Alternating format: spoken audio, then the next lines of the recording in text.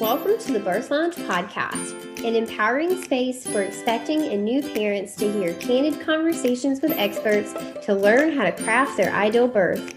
You've got scary questions that you want to stop Googling, and we've got evidence-based answers with data to back it all up.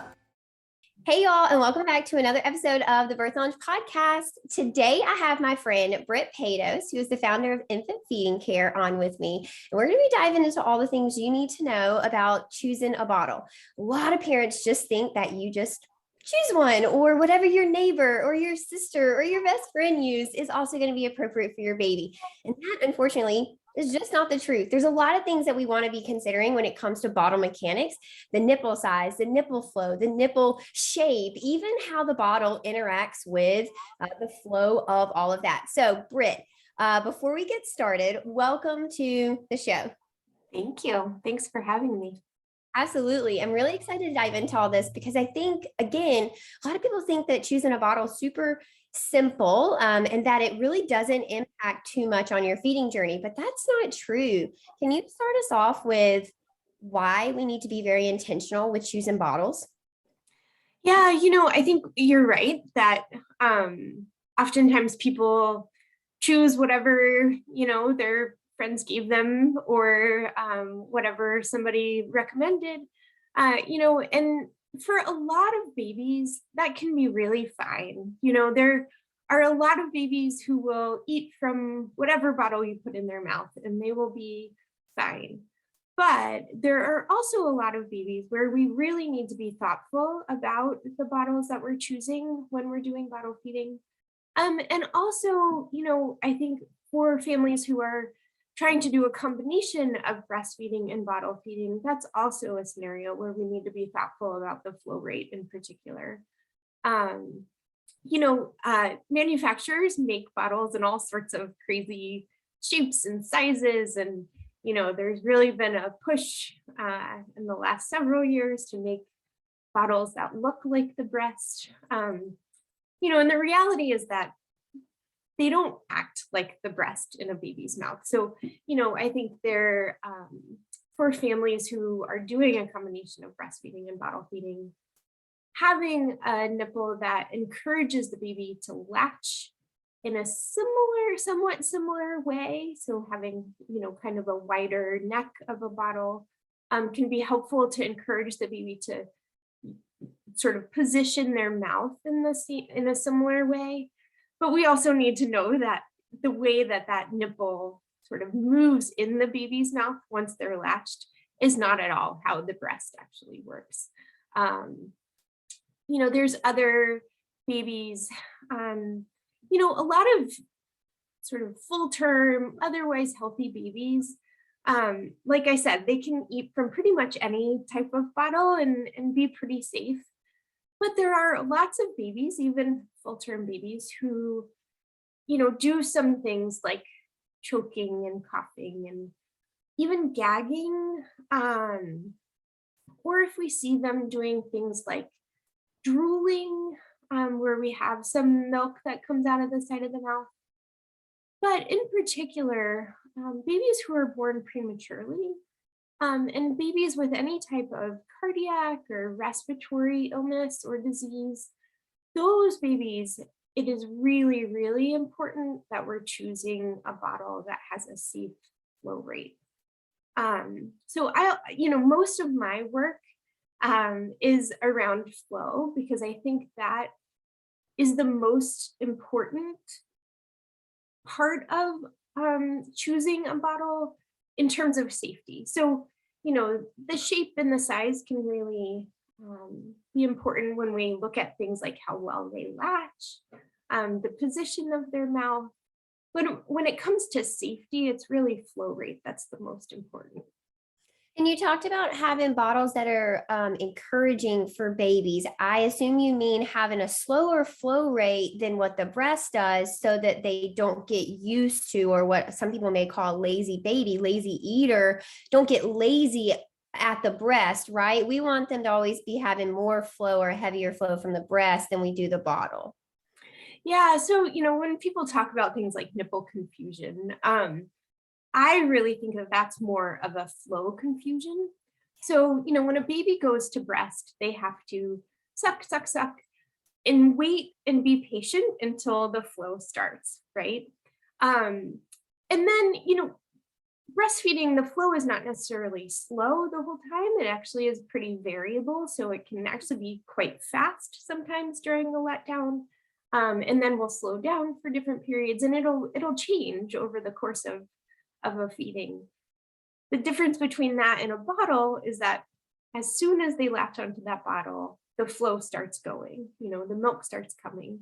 And then it's pretty consistent. It's basically always there and always the same until the milk runs out. And so, when we're doing a combination of breastfeeding and bottle feeding, we want to encourage them to be patient. So that's why, a slower flow encourages them to have a nice strong latch, and is also sort of encouraging them to be patient. But also, at least in the first several months of life, sucking is reflexive.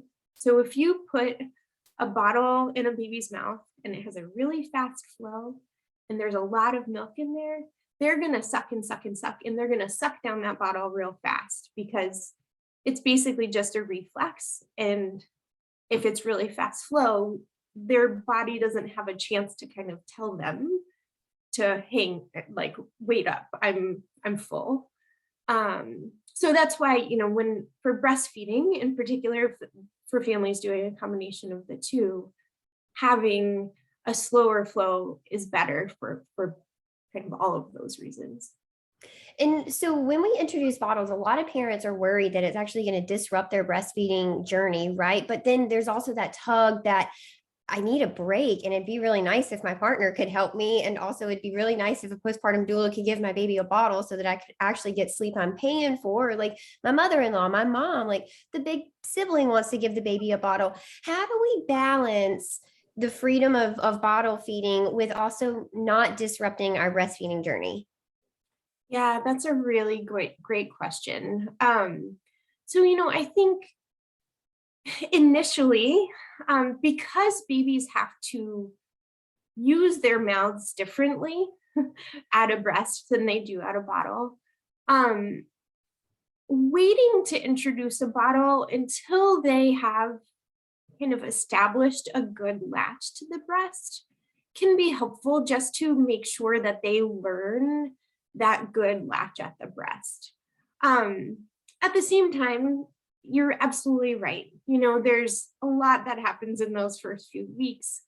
It is so important that, families moms in particular are getting a little bit of a break, getting some rest. And so, I think the thing about in these early couple of weeks is, there's no right or wrong answer to any of it. And really just being open to what you need. And if you really need a break, then take a break, and it's not going to ruin everything, so yes, absolutely.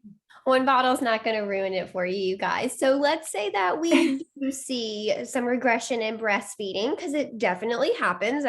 Brit and I are not trying to say that, like breast refusal is not a thing, or that, babies protesting is not a thing. So let's talk about that. What do we do? Is the answer to remove the bottle and to kind of give your baby the breast every single time until they get comfortable with that again? I would say so. Yeah, I think really, if the goal is to continue breastfeeding, then I would say really focus on that first. Right. One of the things is also sort of, if baby is doing some refusal, not waiting until they're starving and screaming. And so sort of watching those early cues, sort of maybe offering the breast before they start to get really super hungry, so that they're just a little bit more calm and more likely to sort of be willing to breastfeed. Again, waiting until they're really, really hungry, and then if they are starting to develop a preference, they're going to sort of have that preference towards the easier right away milk flow, right? So yeah, that's what I would say. It's really hard to feed a pissed off baby, you guys. It's hard to feed them from your boob, but it's also really hard to give them a bottle. A pissed off baby Yes. is just a really hard little tiny creature to feed. So, Britt, what kind of cues are we looking for hunger? If crying is the last cue, and that means your baby's kind of now over hungry and they're pissed, what are we looking for as that buildup of like, oh, they might be hungry? Yeah, so some of the early sort of cues that they're starting to, if they've been sleeping peacefully and now they're starting to move around, you might see, even if their eyes are still closed, doing some sort of rapid eye movements where you can see their eyes kind of moving behind their closed eyelids. Some of the rooting, moving their head around, maybe bringing their hands up to their mouth. Those are all some of the early cues that you would be looking for. What about sticking their tongue out? I have a lot of people who ask if thrusting their tongue out is a sign, are they hungry? It certainly can be. I think babies also do that a lot, just, that's kind As of, a baby. yes. So it doesn't necessarily mean that they're still hungry. But it can, if, combined with some other things and combined with, it's been a while since they ate last, it certainly can be. It's really all about finding the cues from your baby. So every baby's going to have their own different cues. So I think it's really nice for you to know kind of like what do all the cues mean, and then start to pick up on what your individual baby starts to display when they are hungry. Same thing when they're tired. They're going to have cues when they're tired. They're going to have cues when it's time for them to poop, when they are bored. Your baby is a human, so let's not forget that they are going to have their own personality and their own kind of quirks and characteristics like we all have too. I know it's so funny to think about our babies as having these adult things, but they do, you guys, they really do. Okay, so Britt, we talked about introducing a bottle and maybe holding off a little bit until breastfeeding is established. Regularly we hear 3 or 4 weeks. Is that also what you kind of typically recommend, as starting to think about it? So what happens if at 3 or 4 weeks breastfeeding is not going well? Do we not introduce a bottle and hold off on that? So this gets really tricky, right? Because this baby needs to eat. And so, I think we really need to be, if breastfeeding is still not going well, making sure that you're getting the support you need for that. So whether that's working with, some type of lactation support person, and, figuring out if there's something else going on with the baby. Do they have a tongue tie? Do they have, is there something going on sort of GI wise? Are they constipated? Or do they have reflux? Are there things that are contributing to this that we need to be managing? But at the same time, we need to make sure that this baby is fed. And so, that's always a really hard balance. And I think every case is unique. But making sure that you have the support in place to have breastfeeding be, as good as it can be for you and your baby. But then, sort of trying to figure out that balance with also making sure that they're getting the nutrition that they need. Yeah, you guys, this is a great place to like get in touch with a lactation person, an IBCLC, a CLC. If you are a member of the Birth Lounge, we have 20 or 30 videos on lactation. We bring experts in there to talk about lactation. There is support out there, and many insurances will reimburse you for lactation support. Not all of them, it'll be dependent on your insurance, but definitely give that a try. There is support out there for sure. I think one of the things that's really big in lactation support specifically is not waiting until the problem feels so overwhelming that you are just ready to like give up and do something totally different. Don't let it build. When you first start to see problems, go ahead and get some support in there. The quicker that we nip things in the bud, the faster that we can usually get them resolved. All right, Britt, so nipple flows. Can we assume that the bottles that have the venting systems are flowing faster or slower? Does it matter if they look like a boob? The long nipples, are they faster or slower? How do we know as consumers what we're looking at when it comes to nipple flow? So this has been such an interesting journey for me. I started looking at this when I was doing my PhD, and I wanted to study how babies who had cardiac defects responded to different flow rates of nipples.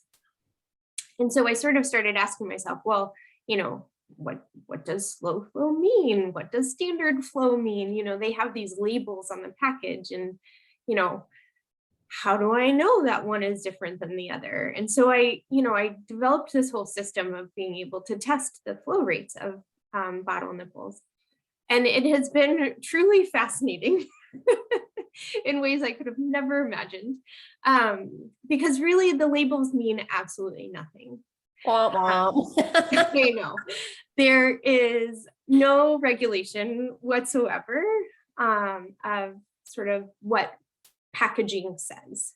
So, you know, there's regulation to make sure that there's not like lead in the silicone and things like that. But in terms of flow rates and packaging, none of it actually means anything. So, you know, even within the same brand, two different products that have the same label can have really different flow rates.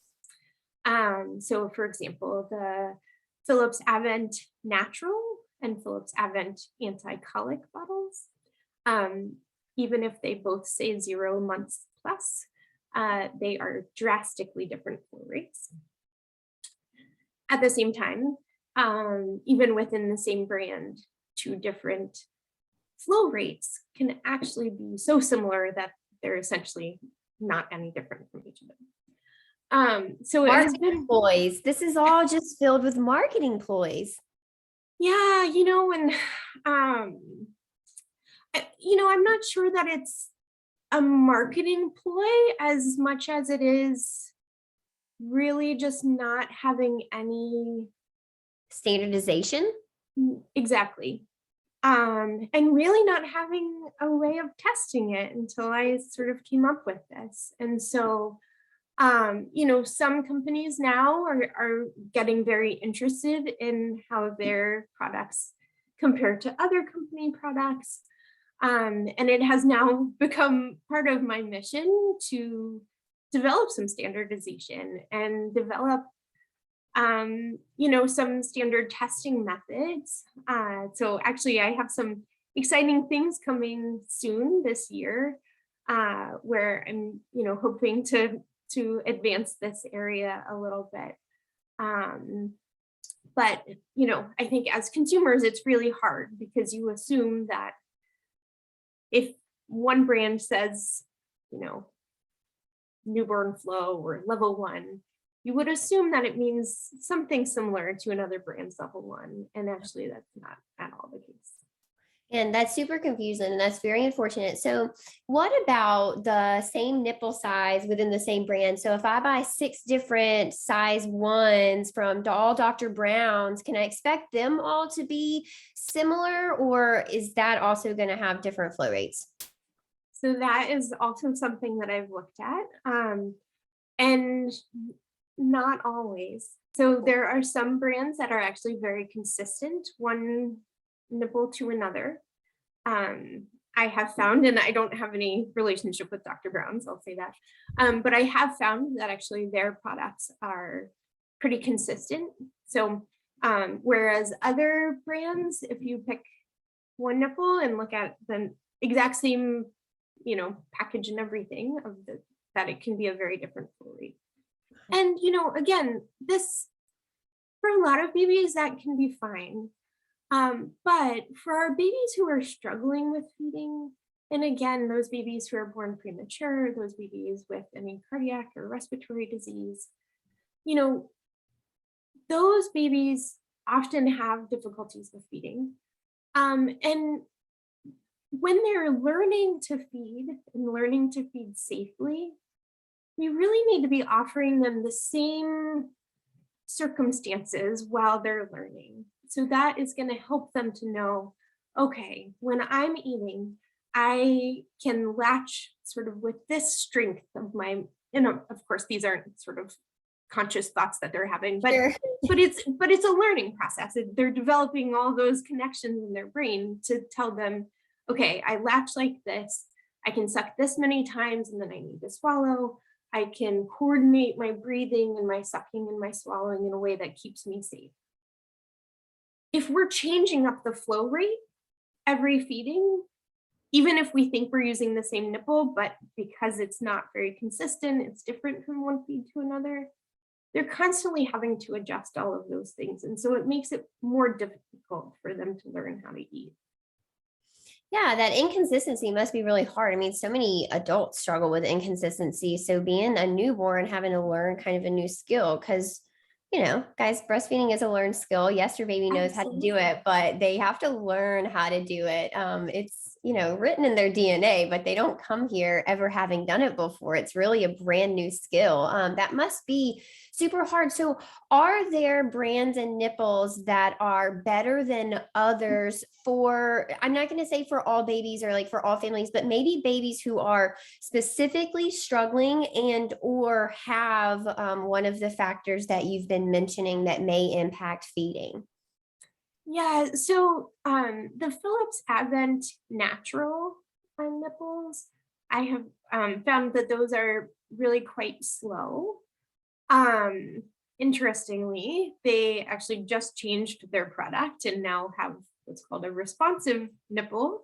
And I have them and I haven't tested them yet, but I will be doing that soon. So actually, if people are interested, and I'll share my website at the end, but I'll be sort of alerting people to those findings as soon as I'm done with that testing. Some of the other, so Dr. Brown's Preemie, that is available to people, you can purchase that pretty much anywhere. That is pretty slow and pretty consistent. The Komotomo slow flow it's on sort of the faster side of slow, but it's sort of still in that group of nipples that's on the slower side. There's also like the Playtex Ventair, and there's a newer company called Infant, NFANT. They have a couple of nipples now that they sell. They were available on Amazon at one point, but I'm not sure if that's the case anymore. But they have some nipples that are on the slower end. So those are kind of the ones that, if I'm working with a baby who's really struggling, those are the products that I would go towards. That's really good to know that you have options. So quick question about the Preemie. Are Preemie and size 0, are they the same, or is it worth distinguishing between the two? Oh, it's so interesting. No, Preemie and 0 are not always the same. Actually, in some cases, so, when babies are in the hospital, oftentimes they're offered some of the disposable nipple products. And so in some cases, those disposable products have a Preemie label on them that they're actually faster than the standard flow, which has also been really interesting to learn and share with people in the hospital, because it's just not at all what we would have expected. So those companies are starting to make some changes now, mostly based on my work and letting them know. But, so no, Preemie doesn't always mean what you think it's going to mean. And we really need data to guide those decisions if we have a baby who's really struggling. I'm so honored to be in the presence of such a shaker upper. I love it. I love it so much. So that is fascinating to me that in the hospital, we're offering nipples that actually may be hurting breastfeeding relationships, because if they're actually faster than what that parent's milk is, and in the beginning it's colostrum, so it's actually not going to even be able to compete at all with a bottle. That's actually pretty harmful. That's sad. Yeah, absolutely. In the ready to feed bottles that come in 3 ounces, in the early days of breastfeeding, your baby's stomach is so small, But again, their sucking is reflexive. So like I said, if you put that really fast disposable nipple on a 3-ounce bottle, they might suck that whole thing down. And it's not because they need it, it's because it's reflexive. And then they actually might spit it up because their stomach's really just not big enough to handle that. So, things that people can do, and actually, interestingly, those disposable products are often faster than what's even available kind of in general places that we might shop for baby things. So in some cases, like bringing your own bottle and nipple system, especially if you've done some work to look at like what is fast or slow, and choosing something that's slower, bringing it to the hospital with you. Again, if you're planning to do some bottle feeding, starting them off with a bottle that you're going to give them and that they can learn from. Every feeding is a learning opportunity, whether it's a breast or bottle. And so really encouraging every feeding to be as positive and as good of a learning experience as it can be. Absolutely. Oh my gosh. This conversation has just blown my mind. I thought like, what? Yeah. So, Brit, I have a question about some of the factors that may lead to having difficulties feeding. We've had a couple children in our community specifically that have Down syndrome. Would that be something that might impact feeding that we really want to be aware of the nipple flow? Absolutely. Yeah. So babies with Down syndrome tend to be a little bit hypotonic, meaning they don't have quite the same sort of muscle tone. And so, those babies often do struggle with feeding. And they are babies that we want to, again, make sure that every feeding is a positive learning experience. And so, one of the things about flow too is that when flow is really fast, babies can sort of create this really weak latch to the bottle. And so they don't really have to work too hard. Sometimes they can even like munch on the nipple and the milk will just come out for them. So those babies who are having a little bit of difficulty, or babies with Down syndrome who might be sort of naturally have a little bit lower tone, we want to slow down the flow and encourage them to create a really nice, strong latch. That's going to help them create that musculature in their mouth that then becomes really important for things like speech later on. So we don't want them to be creating that really weak, sort of loose latch that, you can move the bottle in and out really easily. We want to be seeing that they have a nice, strong latch. And that is encouraging their muscles to build up. That'll play a role too in introducing solids. I mean, we need our babies to have really strong jaw muscles to introduce solids, and we want their gag reflex to be at a place where it can actually kind of tell the difference between liquids and solids. Absolutely. Absolutely. And so, that musculature and all of those muscles, they have to really create a latch that their tongue has to be involved and be really, creating that strong latch. And then that tongue musculature becomes really important for managing solids when that happens. So absolutely, there's a lot of things that go into this that become really important later on down the line as well. Yeah. So one of my last questions is we have tons of people who ask this, and I really don't know where they get it. It always baffles me when we get this question. I think only because I would never think to do this. Is there any reason that we would need to take a bottle nipple and compare it to our breast to see if they are similar? So if I have short nipples, am I trying to have a bottle nipple that also has a short nipple? If I have longer nipples, am I trying to have a bottle that has a longer nipple? Does that matter at all?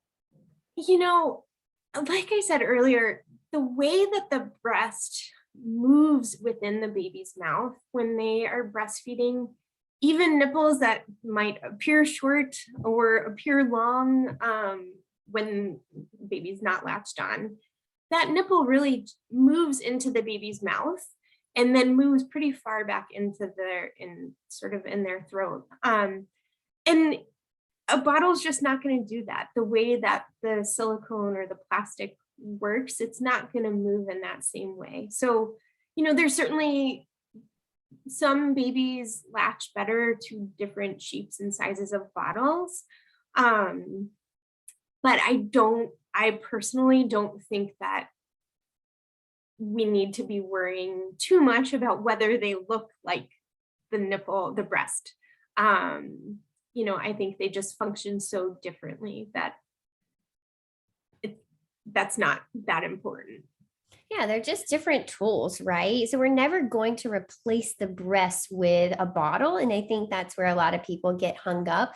They're not going to be interchangeable like that. Your baby's never going to confuse your warm, fleshy nipple with a silicone nipple. They may have a preference, but they're never going to be confused on that.